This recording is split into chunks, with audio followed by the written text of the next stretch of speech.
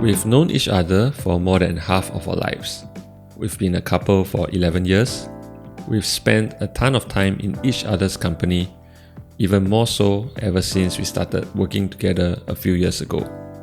It's safe to say that after years of seeing each other for every waking hour, every single day, we've clocked a reasonable amount of communication and learned a thing or two about communicating better with each other. Whether it's friendship or kinship, healthy communication is the foundation of a happy relationship. But good communication requires a lot of work.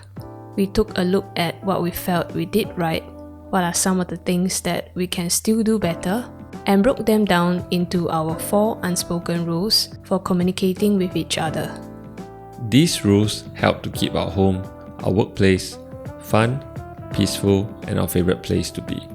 Some of the same benefits have also trickled down to other important relationships in our lives. Before we get into our 4 rules, this video is sponsored by, and the idea partly inspired by, Grammarly. Hey, I'm really hungry. You need to buy dinner for me now.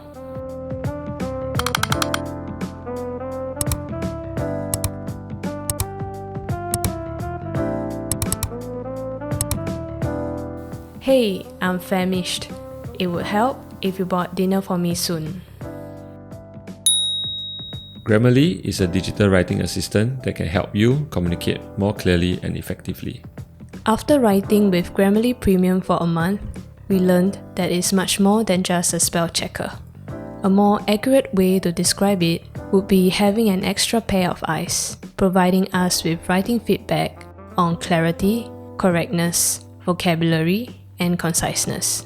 Grammarly has many product offerings, including a browser extension that allow you to access its basic writing corrections for free. For comprehensive writing feedback, sign up with the link grammarly.com/thoughtworthy to get 20% off their premium plan. Our first rule is to be self-aware. To say that empathy is important would be an understatement, since obviously communication involves other people. But what may be even more important is a better understanding of our own emotions. Sometimes we can get so caught up in a situation that we focus on everything else but our own issues, our flaws, our tendencies. Directing questions at ourselves for a change can be especially helpful in bringing a conversation that's getting out of control back on track. What exactly is the issue that's causing me to be upset? Am I taking things a little too personally? Am I being defensive? Am I just arguing for the sake of winning? Introspect honestly. How we communicate with ourselves may just be the biggest influence on the quality of our communication with someone else. Rule number 2 is to be clear. We can pretty much finish each other's sentences half the time now. But the more serious or important a conversation, the less room there is for assumptions or guesswork. As the party speaking, we would try not to communicate half a message and expect the listener to be smart enough to understand the other half. We try to avoid having any hidden meaning in our words. We try to spell it out for them, explain it to them like they're 5, but not in a belittling way.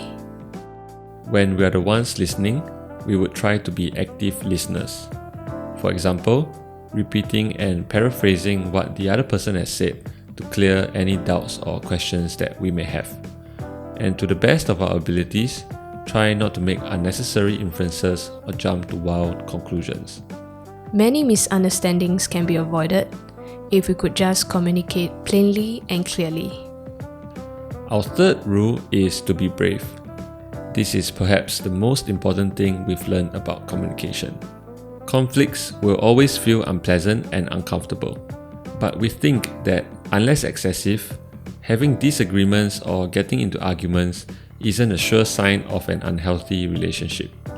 We think it's also true for the reverse. The absence of fighting in a relationship doesn't necessarily mean that it's a healthy one. This third rule is something that I, as an all-round fearful person, had a particularly tough time with. There was always something to be afraid of. afraid of things getting ugly, or afraid of losing an argument. So the easy way out was always to just avoid confrontations altogether, let things accumulate and fester, and enjoy the illusion of peace, short-term peace. Thankfully, opposite me is a stubborn man who would insist on making things uncomfortable for the sake of a deeper connection. I remember the first time I decided to face a confrontation head-on for a change, I was totally expecting the worst to happen. But I ended up learning the magic of our fourth rule: be kind. Especially when in the heat of the moment, being kind can sometimes feel like an oddly difficult thing to do with the people closest to us. But no matter how serious it gets, we shouldn't be resorting to personal attacks. We shouldn't be finding faults or pointing fingers. Don't be condescending. See each other as equals. Always be appreciative of each other's roles and contributions, no matter how big or small they may be. Definitely no yelling or screaming or talking over each other. Time and time again, we experienced firsthand how being kind to one another can create an environment where it's easy to be brave and have open conversations, forming deeper bonds as a result. And it's not just between the two of us, but with family and friends too. Every disagreement is a problem to be solved together and an opportunity to grow. It's not about who wins or who loses, or who's right or who's wrong. When we're on the same team sharing one common goal, there's only winning together or losing together. The goal is to be kind enough to help the other person grow and to be brave enough to allow them to help us grow. And that is our 4 key rules of communication. It's likely that we have missed out something important. So let us know, what rule would you add to your list?